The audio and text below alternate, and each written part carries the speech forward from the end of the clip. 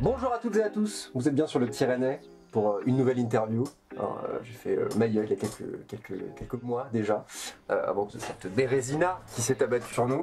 Et c'est avec un immense plaisir que j'accueille, mais non, en fait c'est toi qui nous accueille. Ouais, c'est l'inverse. Kilika, bonjour. Salut, ça va? Voilà, je ne peux pas aller mieux. Je suis au Sablier. Tu m'avais déjà dit ça il y a 2 ans. Mais parce que voilà, à chaque fois je step up dans le kiff. On est au Sablier. Comme l'indique la présence de ce sablier directement. Tout à fait. Qu'est-ce que c'est le sablier Le Sablier, c'est le studio d'enregistrement que je suis en train de développer et je reçois des artistes avec qui on bosse sur des projets, pas que du rap. Pas que du rap. Ouais, plein. On pourrait parler des heures de tout ça, hein, malheureusement. C'est ton interview à toi. On est là pour un projet. Exactement. Borderline, qui sort fin février. Fin février. Ouais. On va pas spoiler maintenant la date de l'album. Ton premier album. Ouais. Et ce n'est pas du tout la première fois qu'on se rencontre toi et moi, puisque c'est déjà la deuxième fois que je t'interviewe. Tu es quasiment le record. On refera cette interview dans 2 ans également pour un autre album peut-être. On s'est rencontrés il y a 2 ans. Tout de suite un extrait directement de un moment de complicité. Et parfois c'est pas plus mal. Il y a 2 ans, on s'était rencontrés. C'était avant Nectar. Ouais, c'était 6 mois avant Nectar. C'était tes débuts finalement. En vrai, c'était le tout début. Hein. Ouais. C'était, ça faisait un moment que je rappais, mais j'étais en train de découvrir autre chose. Je quittais un peu ma phase rap old school, que des instrus à 90 BPM, et j'essayais de m'ouvrir à d'autres choses musicalement. Alors à ce moment-là, on parlait de faire le taf à fond. Ouais. Parce que je reprenais une phrase d'Alpha One qui est justement. Je rappe dur pour ne pas dire c'était une erreur de jeunesse. Est-ce que du coup 2 ans après, est-ce que tu estimes avoir fait justement le taf à fond, tu vois? Est-ce que tu t'es en fait, donné à 100%? Je crois savoir ce que j'entendais par là il y a 2 ans. Pour moi, c'était faire le taf à fond pour que ça marche sur le côté artistique simplement, tu vois. J'ai continué à bosser, à chercher un peu ce qui me plaisait davantage dans la musique. Et il n'y a pas que le côté écriture et en tant que rappeur. Comme tu l'as dit, on est dans le Sablier. Je suis en train d'essayer de faire autre chose, de travailler avec d'autres artistes. Il y a d'autres choses qui m'intéressent dans la musique. Et du coup, j'ai continué à bosser dans ma musique. J'ai trouvé ce qui me plaisait. Artistiquement, je me suis trouvé à force de... J'ai jamais enregistré autant de morceaux en 2 ans. Mais en tout cas, sur le côté taf à fond pour devenir une star du rap, je sais pas si c'est ce que j'ai exploité le plus. Ouais. Parce que mes objectifs, ils ont un peu changé, tu vois, en 2 ans. De toute façon, c'est pas forcément un truc que tu contrôles. Toi, tu contrôles ce qui pourrait te permettre d'apprendre ça, mais à un moment donné, c'est la magie de notre époque. Ouais, c'est ça. Tu sais pas d'où ça peut venir. Et puis, c'est jamais de là où tu t'y attends, finalement, tu vois. Je me suis ultra investi un moment sur les réseaux sociaux, et puis... Les retours, ça peut péter d'un concert, d'un concours, une vidéo. Ouais, voilà, c'est ça. C'est clair. Et par contre, ça fait 2 ans où je passe 100% de mon temps libre à faire de la musique. Donc, dans ce sens-là, j'ai fait le taf à fond et je commence à trouver ce qui me plaît. Ce sera pas une erreur de jeunesse. Pas du tout. J'imagine. Ce sera le meilleur choix de toute ma vie, d'ailleurs. Bien sûr. T'étais plus dans une logique de musique positive, on va dire, entre guillemets. Clairement, pour avoir eu la chance d'écouter ton album en avant-première, on est moins dans le côté chanson juste pour le chill, pour le kiff. Tu t'es rendu compte que ça te plaisait moins ou que ça te chauffait moins? En fait, il y a 2 ans, quand on se parlait, je commençais à introduire des nouvelles choses dans ma musique. Par exemple, je commençais à chantonner, à faire des refrains, tu vois, chose que je faisais jamais avant, à trouver des top lines, etc. Et pour moi, ça, c'était hyper assimilé à essayer de faire de la musique qui marche, parce que c'est ça qui passe en radio, c'est ça qui tourne sur les playlists. Je raconte juste ce qui se passe dans ma vie, tu vois, sur mes morceaux. Il y a une période de ma vie particulière, il y a 1 an et demi, où il y a eu beaucoup de changements, et j'ai continué à faire de la musique malgré tout. Et avec un peu de recul sur ces morceaux, je me suis dit, ok, ça raconte une vraie histoire, tu vois.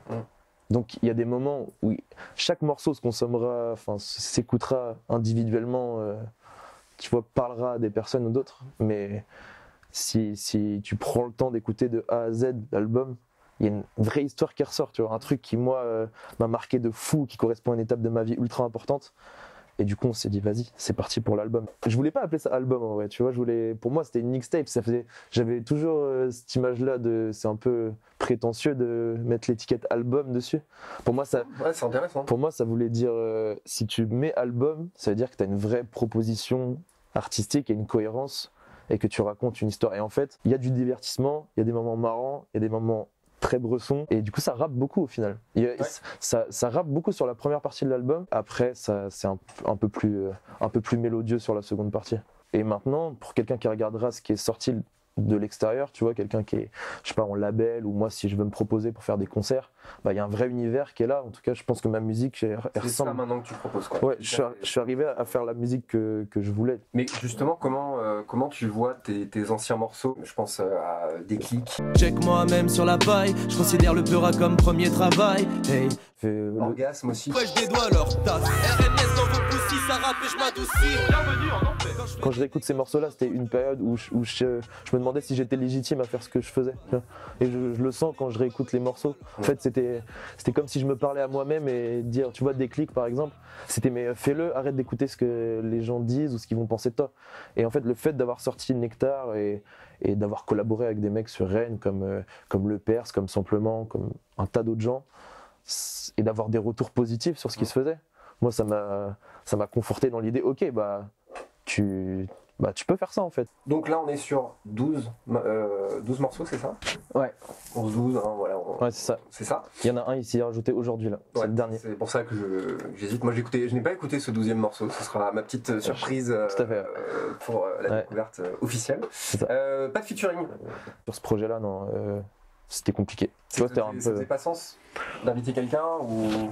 à moins qu'il ait traversé ce moment-là avec moi. Ouais. Tu vois, je t'ai dit, c'était écrire dans un journal intime, tu vois. Ouais, c'est ça. Donc tu laisses pas quelqu'un. C'est cohérent avec cette ligne directrice dont tu parlais. C'est ça. Personne n'a écrit dans mon journal intime. Borderline, 100% Killy. Et ça va clipper d'ailleurs ou pas? Ouais. L'intro est clippé. Ah, c'est clippé là déjà. Ouais. Okay. L'intro est clippé et le morceau qui s'appelle Héritage est clippé. Et après, ce sera en fonction de comment l'album est reçu. Ouais. Okay. Tu vois, en fait, je voulais vraiment mettre de l'image sur chaque partie de l'album, comme je t'ai dit, qui sont très différentes. L'intro, donc qui correspond à la partie la plus noire. Héritage, c'est plutôt en milieu d'album. Donc pourquoi pas clipper un morceau plus représentatif du dénouement de cette histoire. Que je ne dévoilerai pas. Pas de spoilers dans cette interview. Parce que pour le coup, s'il y a un truc qui a aussi beaucoup changé, j'ai l'impression, tu veux me confirmer, c'est qu'il y a 2 ans, moi je voyais un rappeur en devenir, qui s'essayait, comme tu disais, et qui n'était pas forcément... tu étais beaucoup avec des mots à mots, l'association, à l'époque. Je ne sais pas si c'est toujours le cas d'ailleurs. Mais, non, on est en contact toujours. Mais... Ouais, mais voilà, c'est plus... voilà. Mais ce que je veux dire, c'est que maintenant, il y a l'intuition, il y a Marvin, Caméo, yes, et 3B, c'est la carafe, hein, vous vous souvenez, tout ça. Voilà. Et l'intuition aussi. Donc l'intuition, c'est 2 personnes, 2 gars, Gurvan et Michael, tout à fait, qui font que de l'image pour le coup, ils sont photographes, ils font de la vidéo aussi. Est-ce que le fait de collaborer avec tous ces gens t'a permis d'apprendre différemment justement sur l'aspect vraiment diffusion, image, tout ça?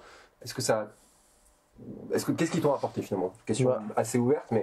Pour le dernier clip qu'on a travaillé avec l'intuition, c'est le morceau Gova. J'dérape dans la Gova, j'ai ma nouvelle go, wa wa. J'dérape dans la Gova, j'ai ma nouvelle go, wa wa. C'était un single, et avant ça c'était Mécanique. Frika qui garde à vous, j'ai l'étiquette sur mes teams. 9-1 sur mes jeans, polarisés sont les verts pour basket la rétine. Louis Vivi envoie tout, des carrés vifs, je veux faire le tour. Que sur mes... Et avec eux, ils interviennent pas du tout sur le projet Borderline. Ok.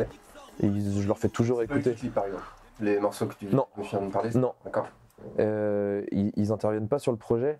Moi, ce que ça m'a apporté, c'est énormément de rencontres, et pas qu'à moi d'ailleurs. C'est ça en fait. C'est juste rencontrer les gens de ta ville qui sont dans une démarche, qui ont une passion et qui cherchent à se professionnaliser là-dedans, ou juste à kiffer, rencontrer du monde.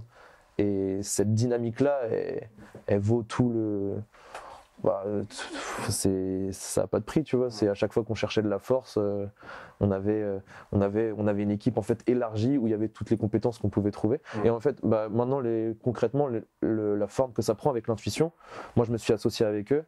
Donc moi, sous le nom du studio, pour lancer un projet qui s'appelle Aura, et pour lequel moi je contacte des artistes et on crée avec eux un morceau, et c'est l'intuition qui s'occupe du clip. Donc moi je suis en collaboration avec eux sur ce projet-là. Chacun dans son domaine. Et ça. Moi, je peux recevoir les artistes ici, les enregistrer, mixer. Parfois, ils ont leur équipe. On travaille le scénario ensemble, on tourne.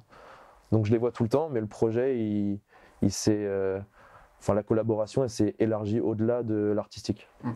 en tout cas, elle s'est élargie au-delà de faire des clips pour Kilika. Ok, donc tu t'es fait une équipe, en fait tu t'es entouré d'une équipe, ce qui n'était pas forcément le cas à l'époque, on Ouais. parlait d'équipe vraiment, et en fait ceux qui ont rejoint dans ton aventure, c'est des gens qui sont pas forcément rappeurs, il y a John Doe aussi qu'on n'a pas cité évidemment, qui lui pour le coup fait du son. Si Paris en backstage, présent sur website, j'ai gain comme Western, yes I, John Zone dans la West Side, showcase carré, j'ai le jeu de scène et bien sûr j'essaie d'atteindre le c'est plus des gens qui sont ouverts à d'autres domaines qui te manquaient peut-être, je sais pas. Ouais, grave, bah là aussi, pour recentrer sur Borderline, du coup on a bossé avec Marvin sur la vidéo et toute l'image qui pouvait accompagner le projet. C'est lui qui était au courant en premier de qu'est-ce que je voulais transmettre, tu vois, et le fait qu'on soit potes, tu vois, que ce soit pas juste une relation pro, ça aide à... Bah, tu peux tout dire, tu vois, c'est plus facile de faire comprendre plutôt que si c'était une prestation pour quelqu'un de l'extérieur à qui tu dois dire des trucs perso et tout. Tu vois. C'est ça. Donc je me suis entouré, on est une toute petite équipe. En tout cas pour le projet Borderline, il y a une toute petite équipe. Puis en fait, il y a Rulio des 3B en beatmaker. Il y en a un autre aussi que j'adore et que je peux pas dévoiler son nom parce qu'il ne le souhaite pas.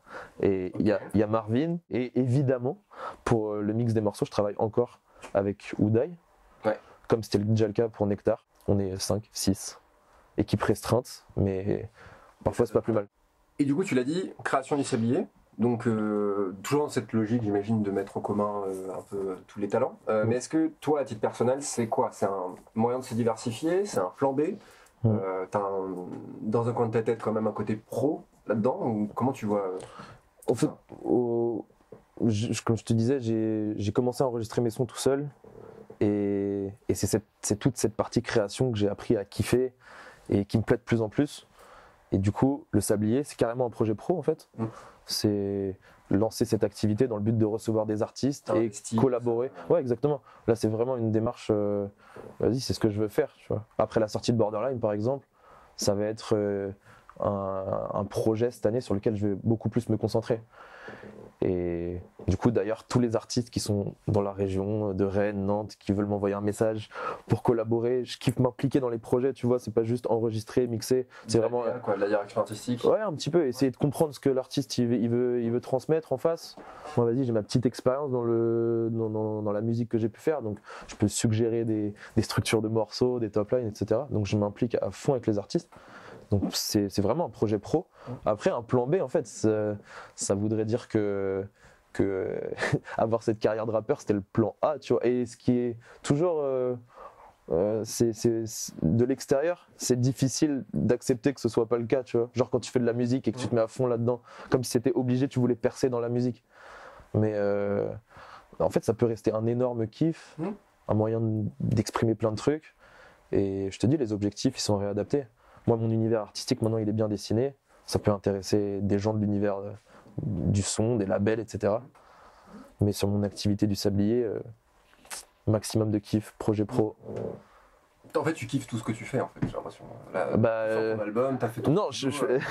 c'est success story, là. J'essaie de faire plein de trucs et de garder ce que je kiffe. Tu vois, et de dégager le reste. En vrai, pour répondre à ce que je kiffe moins faire, c'est par exemple tout le travail de communication, on en parlait tout à l'heure, sur les réseaux sociaux, mettre 10 000 stories. Ça m'a fait kiffer grave à un moment et un peu moins maintenant, tu vois. Envoyer 10 000 mails, répondre ceci, cela, les dossiers de presse. Et du coup, tu veux peut-être être dans une autre énergie aussi. Ouais, j'aimerais bien que ça puisse pouvoir déléguer ce travail-là. Maintenant, mon univers, il est en place. Tu vois, le produit, il est là. Il reste que aux gens à l'écouter finalement. Exactement. J'ai envie de te poser pour finir une question un peu cliché, mais que moi j'aime bien. C'était quoi ton morceau préféré de Borderline? En vrai, c'est trop dur. Mon morceau préféré. Ça veut dire qu'il y a tout ce projet qui sort, tu les aimes tous évidemment. Et il y en a un, toi. En vrai, là je suis dans l'émotion du morceau que j'ai envie de placer en dernier morceau de l'album. Ah, le morceau mystère. Qui s'appellerait À moitié plein, comme voir le verre à moitié plein, en réponse un peu à ce qui s'était passé dans la première partie du projet. Et là maintenant, j'ai envie de te dire, c'est celui que je garderai parce que c'est celui qui qui ouvre une nouvelle perspective. Qui conclut l'album et qui ouvre une nouvelle perspective. Ouais, c'est ça. Qui est dans ce morceau, ouais. Ouais. Qui répond à toutes les questions du début. Donc c'est celui-là. Vas-y, s'il faut en garder qu'un, c'est celui-là. Ce sera celui-là. Ce sera à moitié plein. À moitié plein. Ben, merci beaucoup, Killy. Merci à toi. Killy K pour cette interview. Je te propose qu'on refasse ça dans 2 ans. Exactement. Pour voir un petit peu comment. On aura changé d'endroit. C'est ça. Écoute, on va faire des questions pour toi dans 2 ans et tu répondras à ces questions. Grave, avec grand plaisir. Et on verra comment tout ça va évoluer. En tout cas, pour l'heure, Borderline arrive fin février. Évidemment, suivez Killy, tout s'affiche.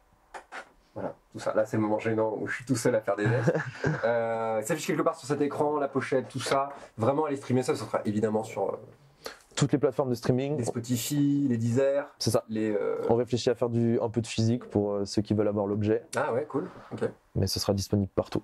Très bien. Donc allez streamer ça fort, achetez ça en physique si vous pouvez, en tout cas faire. Si vous voulez l'objet, les fans de. Il y a un nom de ta communauté de fans Pas du tout.